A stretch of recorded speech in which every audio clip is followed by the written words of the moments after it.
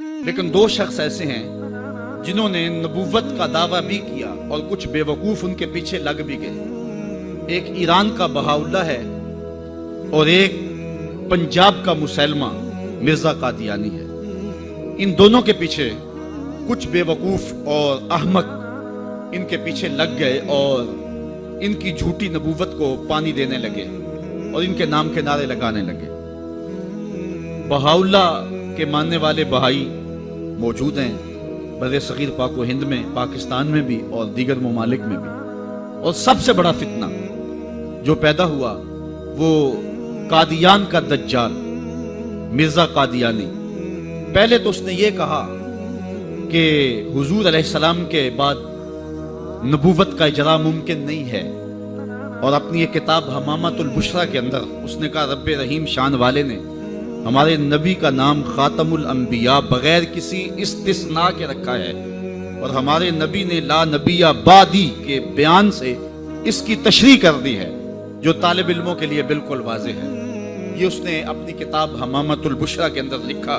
اس وقت تک اس کا پروگرام نہیں تھا کہ میں نے نبوت کا دعویٰ کرنا ہے. بعد میں آپ کی سیالکوٹ کی کچہری میں ہی وہ ملازم تھا، اور میں اگر تاریخ کے ابواب کھولوں تو بات لمبی ہو جائے گی. کچھ لوگوں کا انٹرویو ہوا، وہ کامیاب ٹھہرا، اور پھر اس نے پہلے راستہ ہموار کرنا شروع کیا، اور پھر ایک دن اس نے کہہ دیا کہ بعثنی اللہ علی راس المئۃ لأجدد الدین. اللہ نے مجھے صدی کے سر پہ مبعوث کیا ہے کہ میں دین کی تجدید کروں. مجدد بن بیٹھا. پھر کچھ وقت گزرا، اس نے کہا وَأَنَا الْمَسِيحُ الْمَوْعُودُ وَالْمَهْدِيُ الْمَوْعُودُ، میں مسیح موعود ہوں اور مہدی موعود ہوں. یہ حقیقت الوحی کے اندر اس نے لکھا، روحانی خزائن کے اندر موجود ہے. پھر ایک دن بدبخت نے کہا کہ منم مسیح زماں و منم کلیم خدا، منم محمد و احمد کے مجتبی باشد، استغفر اللہ لعنت اللہ علی الکاذبین. اس نے کہا میں ہی مسیح زماں ہوں، میں ہی کلیم خدا ہوں، اور معاذ اللہ استغفر اللہ میں ہی محمد ہوں، میں ہی احمد ہوں کہ جو مجتبی تھے. اور پھر بدبخت آگے بڑھا اور اس نے انبیاء کی توہین کی، ذات باری کی توحید کی، اور کہا بایعنی ربی، میرے رب نے میری بیعت کی ہے. معاذ اللہ استغفر اللہ. یہ روحانی خزائن کے صفحہ نمبر 227 پہ اس نے لکھا. اور پھر کہنے لگا میرے رب نے مجھے وحی کی ہے، انت منی بمنزلت اولادی، آپ میرے لیے میری اولاد کی جگہ ہے. استغفر اللہ علی ذالک. پھر اس نے کہا ابن مریم کے ذکر کو چھوڑو، اس سے بہتر غلام احمد ہے. استغفر اللہ. پھر اس نے لفظ گھڑنے شروع کر دیے اور اللہ کی وحی اس کو قرار دینا شروع کر دیا. کہا کہ مجھے وحی آئی ہے انا انزلناہ قریبا من قادیان، ہم نے آپ کو قادیان کے قریب نازل کیا ہے. اور بلکہ وہ اپنی ایک کتاب نزول مسیح میں لکھتا ہے بعض الہامات ایسی زبانوں میں ہوتے ہیں جن سے کبھی مجھے واقفیت ہی نہیں ہے. مثلا سنسکرت میں، عبرانی زبان میں آج تک ایسا نہیں ہوا کہ کسی نبی کو اس زبان میں وحی کی جائے کہ جو زبان وہ جانتا نہ ہو. لیکن یہ پہلا بدبخت شخص ہے جس نے یہ بات کہی اور نبوت کا دعویٰ کیا کہ مجھے ان زبانوں کے اندر وحی کی جاتی ہے جن زبانوں کو میں بھی نہیں سمجھتا ہوں. اب اس سے اس شخص کی حماقت اور اس کی بے وقوفی کا آپ اندازہ کر سکتے ہیں. میرے پاس اتنا وقت نہیں ہے کہ اس کے حفوات اور اس کی بکواسات کو آپ کے سامنے رکھوں، لیکن جو اس نے وحی کے نام سے لوگوں تک پہنچایا وہ گالیاں تھیں، وہ لغویات تھے، وہ الوہیت کی توہین پر مشتمل باتیں تھیں، انبیاء کی توہین تھی، صحابہ اور اہل بیت کی توہین تھی، اور تضادات پر مشتمل باتیں تھیں. اور کیوں نہ ہو کہ یہ شخص ازلی بدبخت تھا، اور پھر اس نے یہاں تک کہا کہ جو میری بات کو نہیں مانتے اور مجھے تسلیم نہیں کرتے وہ جنگلوں کے سور اور کنجریوں کی اولاد ہیں. استغفر اللہ علی ذالک. اور مسلمانوں کو اپنی حمایت اور اپنی اطاعت کے لیے اس نے ابھارا. جو زر پرست لوگ تھے وہ اس کے پیچھے لگ گئے، چونکہ جن کے مفادات اور مرزا قادیانی کے مفادات سانجے تھے تو انہوں نے اس کے پیچھے لگنا ہی تھا. چونکہ مرزا قادیانی جو ہے یہ انگریز کا لگایا ہوا پودا ہے۔ خود وہ لکھتا ہے، ستارہ کیسریہ اور گورنمنٹ انگریزی اور جہاد کے نام سے اس نے کتابیں انگریز حکومت کی حمایت میں لکھی، اور تریاق القلوب نامی ایک کتاب میں لکھتا ہے کہ میری زندگی کا بیشتر حصہ سلطنت انگریزی کی تائید و حمایت میں گزرا۔ میں نے ممانعت جہاد اور انگریزی اطاعت کے بارے میں اتنی کتابیں لکھی کہ اگر ان رسائل، ان جرائد اور ان اشتہارات کو جمع کیا جائے تو 50 الماریاں ان سے بھر سکتی ہیں۔ اس کا والد میر غلام مرتضیٰ، اس کے بارے میں مرزا قادیانی نے خود لکھا ہے کہ 1857 کی جنگ آزادی تھی، اس جنگ آزادی کے اندر انگریزوں کا حامی تھا، اور 50 گھوڑے اور سوار انگریزوں کی حمایت میں اس نے دیے تھے، جبکہ اہل علم اور مسلمان ان کو اس جنگ کے اندر کاٹا گیا تھا اور ان کو شہید کیا گیا تھا۔ اس کے صلے کے اندر انگریز کے گورنر کے دربار کے اندر میر مرتضیٰ کو کرسی ملا کرتی تھی جو اس کے اعزاز میں دی جاتی۔ مرزا قادیانی خود کہتا ہے اسلام کے 2 حصے ہیں، ایک اللہ کی اطاعت اور دوسری سلطنت کی اطاعت۔ اور پھر تریاق قلوب کے اندر آگے جا کے لکھتا ہے کہ سلطنت کی اطاعت جس نے ہمیں اپنے سایہ میں پناہ دی، اور کہتا ہے یہ امن جو اس سلطنت کے زیر سایہ ہمیں حاصل ہے، نہ یہ امن مکہ میں مل سکتا ہے نہ مدینہ میں مل سکتا ہے۔ ظاہر ہے مکہ کے اندر کافر کو امن نہیں ملتا، مکہ کے اندر مصطفیٰ کے غلاموں کو ہی امن ملتا ہے۔ پھر اس نے جب انگریز کے چھوٹے کارندے جن صاحب کو پتہ بھی نہیں تھا کہ یہ ہمارا ہی لگایا ہوا پودا ہے، تو کبھی کسی معاملے کے اندر حمایت نہیں کی، تو یہ چیخا اور اپنے آقا کو ایک درخواست لکھی۔ وہ درخواست بہت لمبی ہے، میں اس کے ایک آدھے اقتباس پر اکتفا کروں گا۔ التماس ہے، اس کے بعد بہت ساری باتیں اس نے لکھی، اور ایک بات لکھی کہ وہ قدیم سے سرکار انگریزی کے پکے خیر خواہ اور خدمت گزار ہیں، اس خود کاشتہ پودے کی نسبت نہایت حزم و احتیاط اور تحقیق و توجہ سے کام لے، اور ماتحتوں کو ارشاد فرمائے کہ مجھے اور میری جماعت کو ایک خاص عنایت اور مہربانی کی نظر سے دیکھیں۔ پھر انہوں نے مہربانی کی نظر سے دیکھا اور آج تک دیکھ رہے ہیں، اور برطانیہ میں انہیں پناہ دے رکھی ہے، اور مسلمانوں کے اندر رخنہ اندازی کے لیے ان لوگوں کو انہوں نے استعمال کیا، اور آج تک وہ ان کو بے پناہ پیسے سرمایہ دے رہے ہیں تاکہ امت کے اندر افتراق پیدا کرو۔ مختلف ویب سائٹس پر اسلام کے نام پر مرزائی آج بھی سرگرم عمل ہیں۔ اللہ تعالیٰ جل شانہ نے ہمارے علماء کو یہ توفیق نصیب فرمائی کہ وہ پوری قوت کے ساتھ ان کے مقابلے کے اندر نکلے۔ پیر سیدنا مہر علی شاہ رحمۃ اللہ تعالیٰ، آپ حرمین طیبین حاضر ہوئے تو حضور علیہ السلام کی خواب میں زیارت نصیب ہوئی، اور آقا کریم نے فرمایا مہر علی تم یہاں آئے ہو، قادیان کا دجال تعویلات فاسدہ کی کینچی سے میری شریعت کو کاٹ رہا ہے۔ تو حضرت پیر مہر علی شاہ رحمۃ اللہ تعالی علیہ پھر وہاں سے واپس آئے اور اس دجال کے خلاف 2 کتابیں لکھی جن کا آج تک جواب نہیں ہو سکا۔ 2 کتابیں لکھی، اس سے جواب تو نہ ہو سکا، لیکن پیر مہر علی شاہ کو اس نے چیلنج کر دیا کہ آپ میرے ساتھ مناظرہ کریں، اور خود جگہ مقرر کر دی لاہور کی بادشاہی مسجد، اور خود ہی شرائط مناظرہ طے کر لی، اور کہا کہ آپ کے ہاتھ میں بھی کاغذ قلم ہوگا، میرے ہاتھ میں بھی کاغذ قلم ہوگا، ہم تفسیر لکھیں گے، علماء کی جیوری بیٹھے گی، جس کی تفسیر اچھی ہوئی وہ سچا ہوگا۔ یہ تو کوئی بات نہیں تھی، لیکن پیر صاحب نے کہا ٹھیک ہے آ جاؤ۔ پیر صاحب پھر گولڑا سے چلے اور لاہور پہنچے۔ یہاں ایک اور بات میں بتاتا جاؤں، جب پیر صاحب وہاں سے آئے تو اکیلے نہیں آئے، علاقہ بھر کے علماء کو ساتھ لیا۔ پیران عظام کو کہا آؤ چلیں لاہور، ایک دجال کا مقابلہ کرنے جانا ہے۔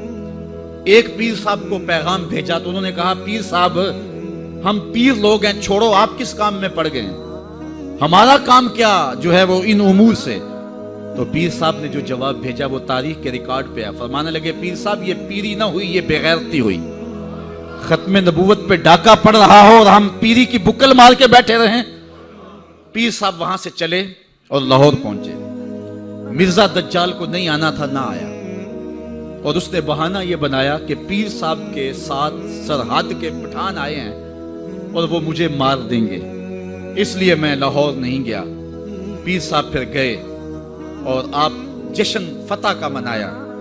شورش کاشمیری نے لکھا ہے کہ پیر صاحب کے چہرے پہ میں نے جلال دیکھا، اور پیر صاحب فرمانے لگے کہ وہ تو کہتا ہے کہ قلم اور کاغذ لیں گے اور جو ہے وہ لکھیں گے۔ کہا کہ اگر وہ آ جاتا تو میں کاغذ پہ قلم رکھ دیتا، قلم خود ہی لکھتا۔ اللہ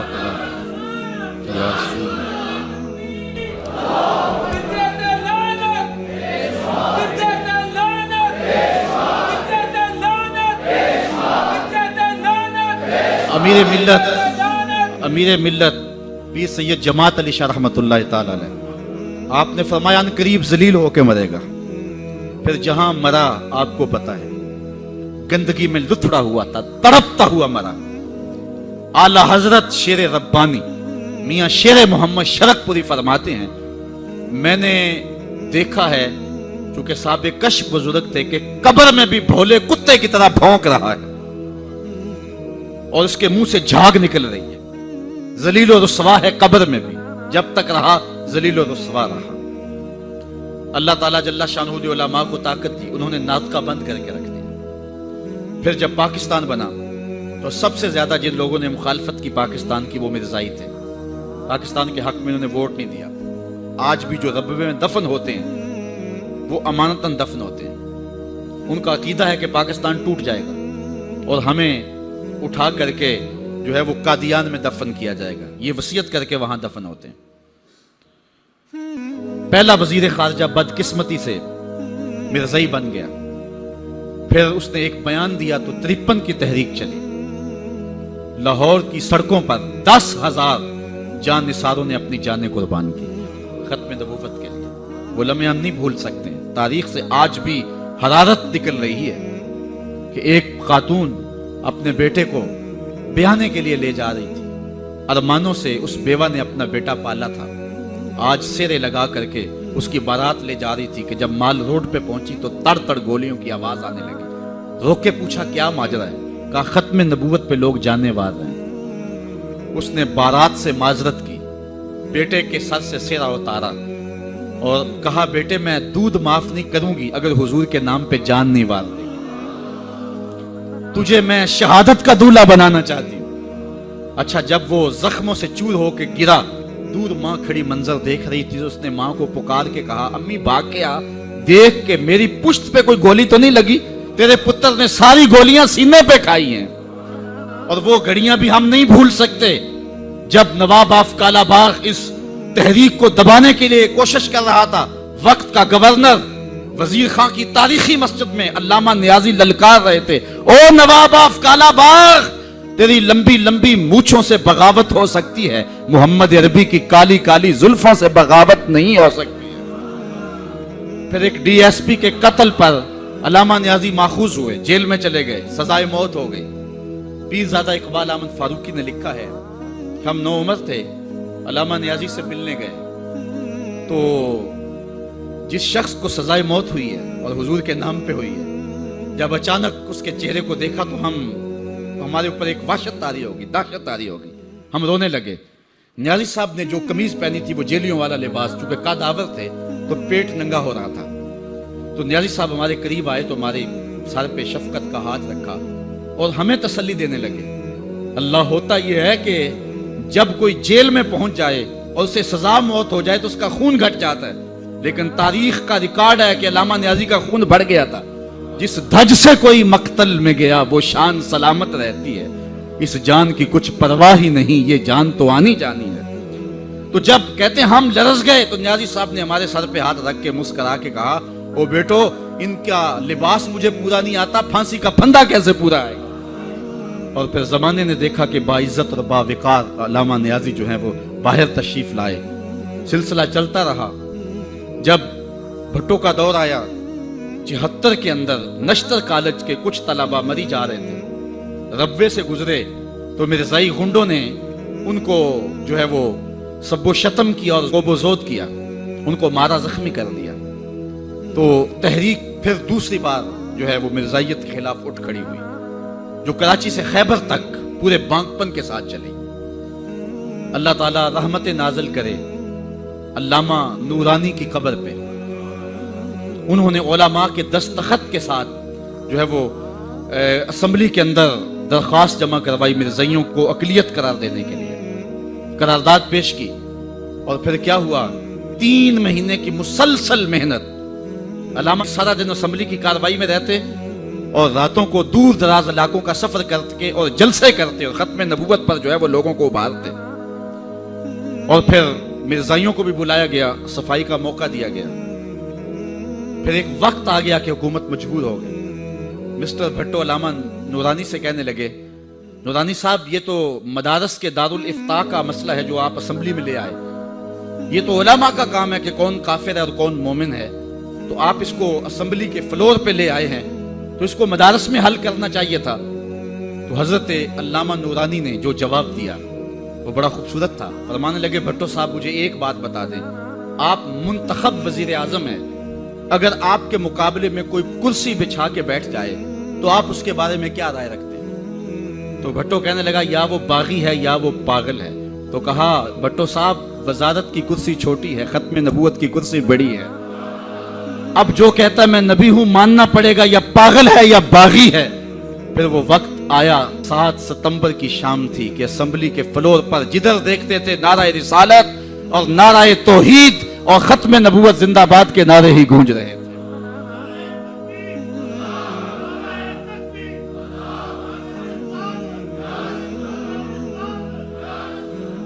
علماء کہتے ہیں کہ جو شخص حضور کی ذاتی خدمت کرنا چاہتا ہے وہ ختم نبوت پہ کام کرتا ہے، اور جو شخص ختم نبوت پہ کام کرتا ہے، اعلیٰ حضرت پیر میر علی شاہ صاحب فرماتے ہیں اس کی پشت پہ حضور کا ہاتھ ہوتا ہے۔ اللہ اکبر، یہ اللہ توفیق نصیب فرمائے جس کو یہ چھوٹی سعادت نہیں ہے۔ آج مرزائی جس رنگ اور روپ کے اندر کام کر رہے ہیں، ان کا ہر مقام پہ راستہ روکنا ہمارا فرض ہے اور حضور کے ساتھ وفا کا تقاضا ہے۔ یہ جو پل پلا پن ہے یار، وہ بھی انسان ہے، اور ان کو کیوں جو ہے وہ مطعون کیا جاتا ہے؟ مرزا قادیانی کے اس لفظ کو سن لیں، اس نے کہا جو مجھے نہیں مانتے وہ کنجریوں کی اولاد ہے اور وہ جنگلوں کے سور ہیں۔ اب کوئی بھی غیرت مند شخص مرزا قادیانی کے خلاف دل میں نرم گوشہ نہیں رکھ سکتا ہے، اور مرزا قادیانی خود بھی کافر ہے اور جو اس کو نبی رسول پیغمبر مانے وہ بھی کافر ہے۔ جب مرزائیوں کو کافر قرار دیا گیا تو جو لاہوری مرزائی تھے انہوں نے کہا جی ہم تو اس کو نبی نہیں مانتے۔ مرزا صدر الدین وہ بھی اسمبلی میں آیا، اس نے کہا ہم تو اس کو ملہم مانتے ہیں، اس کو مجدد مانتے ہیں، اس کو ہم روحانی پیشوا مانتے ہیں، نبی نہیں مانتے، اس لیے ہم مومن رہنے چاہیے، ہم کافر نہیں ہونے چاہیے۔ تو مسلمانوں نے کہا تم تو اسے ملہم، اسے مقتدا اور امام اور مرشد مانتے ہو، جو شخص کو مسلمان مانے وہ بھی کافر ہے کیونکہ اس نے دعوی نبوت کیا ہے۔ تو مرزائی کافر، مرزائیوں کو جو کافر نہ مانے وہ بھی کافر ہے اور دار اسلام سے خارج ہے۔ آج روشن خیالی اور نرم دلی کی بات کی جاتی ہے، میں پوچھتا ہوں علامہ اقبال سے بھی بڑا کوئی روشن خیال ہو سکتا ہے؟ علامہ اقبال جسٹس سید آغا جو کہ لاہور ہائی کورٹ کے جسٹس تھے، انہوں نے غوثائے لاہور کی دعوت کی، اقبال بھی مدعو تھے، تشریف لے گئے۔ جب وہاں پہنچے تو حکیم نور الدین جو کہ مرزا قادیانی کا خلیفہ تھا وہاں کرسی کے اوپر بیٹھا ہوا تھا، مہمانوں کے اندر وہ بھی بیٹھا ہوا تھا۔ علامہ اقبال جا کے جسٹس سید آغا کو دیکھا، رنگ سرخ ہے، کہا جسٹس آغا گناہگار ضرور ہوں لیکن حضور کا بے وفا نہیں ہوں۔ اگر اس بدبخت کو بلانا تھا تو پھر اقبال کو کیوں بلایا؟ اقبال تو ساری زندگی درس ہی یہ دیتا رہا کہ محمد سے وفا تو نے تو ہم تیرے ہیں، یہ جہاں چیز ہے کیا لوح و قلم تیرے ہیں۔ تو کہا یہ کیسے ہو سکتا ہے کہ میں حضور سے بے وفائی کروں؟ حکیم نور الدین نے سمجھا میری خیر نہیں ہے، اب ذلت سے نکالا جائے گا، خود اٹھ کے کھسک گیا۔ علامہ اقبال کہنے لگے کہ میں گناہگار ضرور ہوں لیکن حضور کی چوکھٹ کا وفادار ہوں۔ جسٹس سید آغا کو یہ معذرت کرنا پڑی کہ آپ کا دل دکھا ہے، میں اس کو بلایا نہیں تھا، وہ از خود کسی کے ساتھ آ گیا تھا۔ تو یہ اقبال کی غیرت عشق رسول ہے کہ جہاں مرزائی بیٹھا ہو اقبال اس ٹیبل پہ نہیں بیٹھتا، جہاں مرزائی بیٹھا ہو اس مجلس میں اقبال نہیں بیٹھتا۔ تو ہم کہیں جی وہ رشتہ داری ہے، جنازے میں چلے گئے، جی میں نے پڑھا نہیں تھا، میں ایک نکر میں کھڑا رہا لیکن رشتہ داری تھا، مجبور ہو گیا۔ گنبد خضرا کے مکین تجھے دیکھ رہے تھے۔ ہمارے قبلہ استاد رحمت اللہ تعالی علیہ کسی جنازے میں نہیں گئے تو کسی نے ان کو کہا مفتی صاحب یہ آپ نے کیا کیا، محلے داری بھی تو کوئی چیز ہوتی ہے۔ تو مفتی صاحب برجستہ فرمانے لگے صاحب دینداری بھی تو کوئی چیز ہوتی ہے۔ تو لوگ کہتے ہیں رشتہ داری کوئی چیز ہوتی ہے، میں کہتا ہوں دینداری کوئی چیز ہوتی ہے۔ غیرت ہے بڑی چیز جہان تگو دو میں، اقبال نے کہا تھا غیرت ہے بڑی چیز جہان تگو دو میں، پہناتی ہے درویش کو تاج سرے دارا۔ جس میں دینی غیرت نہیں ہے اس کے پاس کچھ بھی نہیں ہے۔ مرزائی کل بھی گستاخ رسول تھے، مرزائی آج بھی گستاخ رسول ہے۔ غیر ملک جانے کے لالچ میں ایک سیکنڈ کے لیے بھی مرزائی کوئی اپنے آپ کو لکھتا ہے تو مرزائی ہو جاتا ہے۔ چاند ٹگوں کے لیے ختم نبوت سے بغاوت، یہ ایک مومن کی شان نہیں ہو سکتی ہے۔ جو اپنے آپ کو لکھتا ہے باغی ختم نبوت کا اور مرزائی لکھ دیتا ہے وہ فوراً مرزائی ہو جاتا ہے، دارہ اسلام سے خارج ہو جاتا ہے۔ ہم کل بھی حضور کے نام کے وفادار تھے، ہم آج بھی حضور کے نام کے وفادار ہیں۔ آؤ مل کے اقبال کا شعر اقبال کے شہر میں ایک ترانے کی صورت میں پڑھ لیتے ہیں۔ کی محمد سے وفا تو نے تو ہم تیرے ہیں، یہ جہاں چیز ہے کیا لوح و قلم تیرے ہیں، وآخر دعوانا ان الحمد للہ رب العالمین۔